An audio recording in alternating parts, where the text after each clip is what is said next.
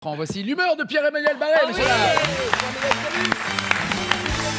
Salut tout le monde, calmez-vous tous, j'ai une devinette. Qu'est-ce qui pue, qui est tout marron et qu'on trouve souvent à côté d'un chien sur les trottoirs parisiens? Des crottes. Un clochard! Bim! Un 0 pour l'humour, t'as vu, parce que je t'ai enduit avec de l'erreur parce que tu croyais que c'était un caca, mais en fait non. Bam! Baiser! Hein? Assez rigolé. Je suis pas là pour vous divertir avec mes plaisanteries printanières. C'est l'heure de ma revue de presse et cette semaine on va parler sodomie. Jingle. La sodomie c'est vraiment très très bien. Après on n'a plus besoin de mettre de sac à dos pour transporter ses affaires. Il suffit de le mettre à l'intérieur de son anus. C'est fini les problèmes de scoliose. Alors cette semaine, si vous aimiez vous prendre très très cher dans les fesses, il fallait être citoyen français. On s'est fait démonter le boule, mais à sec. Hein, on n'a rien compris. C'est simple, ce matin, quand je suis arrivé à la radio, j'étais tellement dilaté, je ne me suis pas assis sur le fauteuil, je me suis assis autour du fauteuil. C'est le 8e qu'on m'apporte depuis le début de l'émission. J'ai plus de force dans les sphincters, je les engloutis, c'est complètement hallucinant. Là, il y a tellement de fauteuils dans mon cul, on dirait un salon marocain, dis donc.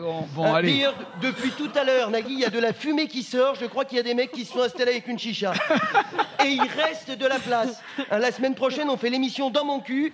Et pour le live, il y aura le Philharmonique de Vienne avec 87 contrebassistes et 13 pianistes. Il y a une acoustique de malade, vous verrez. Ben, c'est comme ici, c'est comme au Studio 106, sauf que ça sent meilleur. Alors, on a commencé la semaine très fort sur de la fraude fiscale avec les Panama Papers. Quoi de la fraude fiscale en France? J'étais pourtant sûr que le déficit budgétaire, c'était à cause des femmes voilées, arabes, roumaines, d'Afrique noire, retraitées au chômage sans papier qui volent le travail des Français pour frauder les allocations. Bon, alors les Panama Papers, tout le monde a bien compris ce que c'était, je vais pas vous emmerder avec. En gros, c'est la liste de tous les gens qui sont en train de nous la mettre. Il y a un peu de tout à l'intérieur, mais grosso modo, ça correspond au profil type du fils de pute.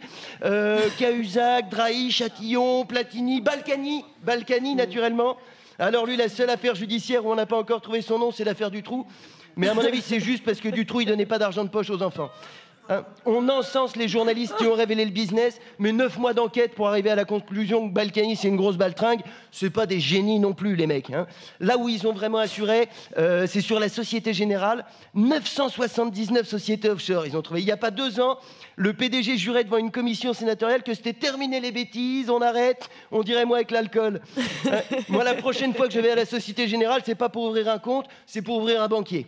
En tout cas, François Hollande, il cherchait des visages pour le monde de la finance, il va être servi. D'ailleurs, s'il veut, il n'aura même pas à bouger son cul. Les visages, moi, je les lui apporte à l'Élysée, j'ai une tronçonneuse. Il n'y a pas de problème. Hollande, il était tout content. Il était là avec Manuel Valls. Ils ont dit, on va être intransigeants, ça va chier. Bon, ils ont juste oublié de préciser qu'en décembre dernier, c'est le gouvernement qui a bloqué en pleine nuit une loi contre les paradis fiscaux.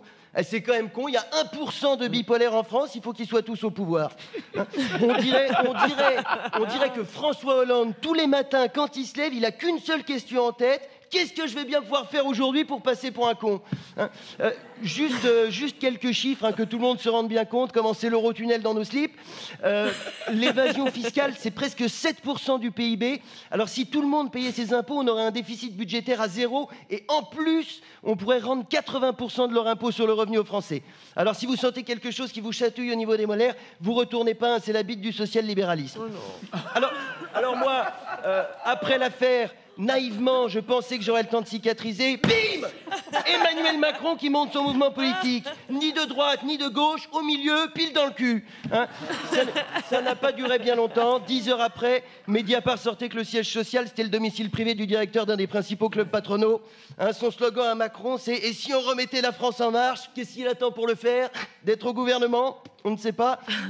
D'ailleurs, le mouvement s'appelle En Marche. Eh ben, vas-y, Emmanuel, pars devant, marche, tu marches très loin. Et au bout d'un moment, tu vas voir, tu arrives sur une plage, tu t'arrêtes pas, tu continues, tu marches dans l'eau, et quand tu as 20 cm de flotte au-dessus de la gueule, tu bouges plus, t'es arrivé. Tu restes là pendant 30 minutes. Pour la première fois depuis que tu es ministre, tu pourras te vanter d'avoir donné à bouffer à des gens. D'accord, c'est des poissons, mais c'est un bon début. Voilà. Alors moi, je vais devoir vous laisser parce que je sens que je suis en train d'engloutir le 9e fauteuil de la journée. La semaine prochaine, on parlera du voile islamique, puisque visiblement, il n'y a que ça qui intéresse les gens. Et je vous expliquerai comment faire un nœud coulant à un politicien avec un foulard. Soyez attentifs, ça pourrait servir dans pas très longtemps. Merci de m'avoir écouté. France Inter, Nagui, la bande originale.